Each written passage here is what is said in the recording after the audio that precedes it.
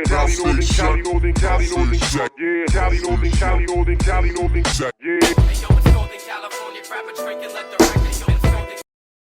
അതായത് deck cadet ആയിട്ട് ഒരു 6 മാസത്തെ സി സർവീസ് കയ്യിലുള്ളവരാണെങ്കിൽ നിങ്ങൾക്ക് ഓറൽ എക്സാം അറ്റൻഡ് ചെയ്യാം. ഏത് കോഴ്സാണ് ചെയ്യേണ്ടത്, അതായത് BSc നോട്ടിക്കൽ സയൻസ് വേണോ, നിങ്ങൾക്ക് ഈ വീഡിയോ യൂസ്ഫുൾ ആയിരിക്കില്ല, മറ്റു ചിലർക്ക് ഇത് യൂസ്ഫുൾ ആയിരിക്കും.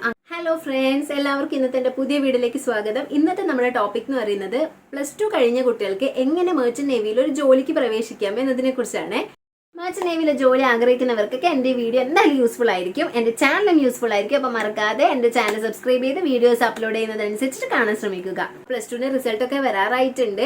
ആർക്കെങ്കിലും +2ന് ശേഷം മെർച്ചന്റ് നേവി എന്നുള്ളൊരു ഡ്രീം ആയിട്ട് നിൽക്കുന്നവരുണ്ടെങ്കിൽ ഈ വീഡിയോ ഒന്ന് മിസ് ചെയ്യാതെ കണ്ടു നോക്കൂ. +2 കഴിഞ്ഞിട്ട് മെർച്ചന്റ് നേവിയിലേക്ക് ജോയിൻ ചെയ്യാൻ പറ്റുമോ? തീർച്ചയായിട്ടും പറ്റും.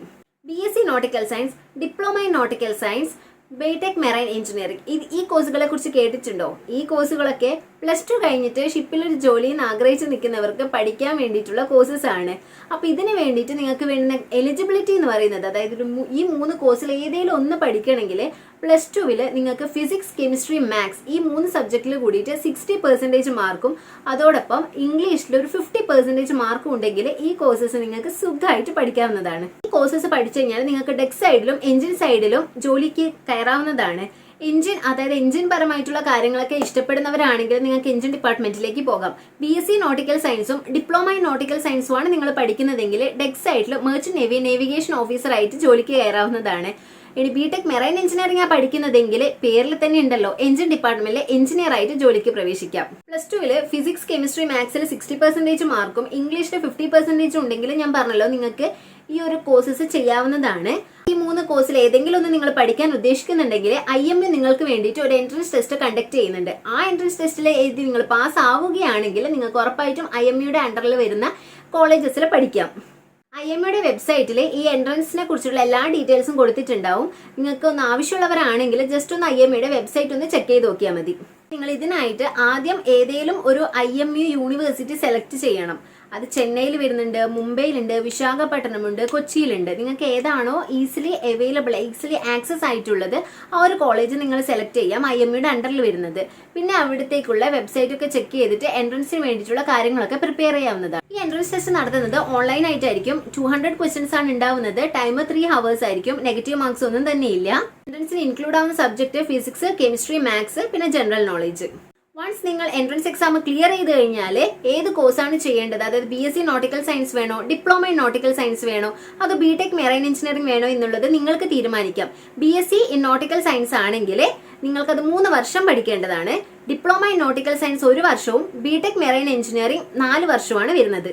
IMU അല്ലാതെ തന്നെ മറ്റ് പല കോളേജസിലും ഈ പറഞ്ഞ കോഴ്സസ് ഒക്കെ പ്രൊവൈഡ് ചെയ്യുന്നുണ്ട്. ഞാനിവിടെ IMU തന്നെ പറയാനുള്ള റീസൺ, മറ്റു കോളേജസിനെ അപേക്ഷിച്ച് IMUയിൽ ഫീസ് കുറവാണ്. അതുപോലെ തന്നെ സ്ട്രോങ് ആയിട്ടുള്ള പ്ലേസ്മെന്റ് ആണ് IMU പ്രൊവൈഡ് ചെയ്യുന്നത്. മറ്റുള്ള കോളേജസിലെ പ്ലേസ്മെന്റ് എത്രത്തോളം ഗ്യാരണ്ടി ചെയ്ത് കൊടുക്കുന്നുണ്ട് എന്ന് പറയാൻ പറ്റില്ല, പക്ഷെ IMUയിൽ സ്ട്രോങ് ആയിട്ടുള്ള പ്ലേസ്മെന്റ് തന്നെ പ്രൊവൈഡ് ചെയ്യുന്നുണ്ട്. BSc നോട്ടിക്കൽ സയൻസും അതുപോലെ ഡിപ്ലോമ ഇൻ നോട്ടിക്കൽ സയൻസും പഠിച്ചവർക്ക് ഡെക്ക് കാഡറ്റ് ആയിട്ടായിരിക്കും ഫസ്റ്റ് ഷിപ്പിൽ ഒരു ജോലി ലഭിക്കുന്നത്. ഈ കാഡറ്റിൽ നിന്നും 3rd ഓഫീസർ റാങ്കിലേക്ക് ഒരു പ്രൊമോഷൻ കിട്ടാൻ വേണ്ടിയിട്ട് BSc നോട്ടിക്കൽ സയൻസ് പഠിച്ചവർക്ക് ഓറൽ എക്സാം മാത്രമേ അറ്റൻഡ് ചെയ്യേണ്ടത്. 6 മാസത്തെ സി സർവീസ് ഡെക്ക് കാഡറ്റ് ആയിട്ടുണ്ടെങ്കിൽ നിങ്ങൾക്ക് ഓറൽ എക്സാം അറ്റൻഡ് ചെയ്യാവുന്നതാണ്.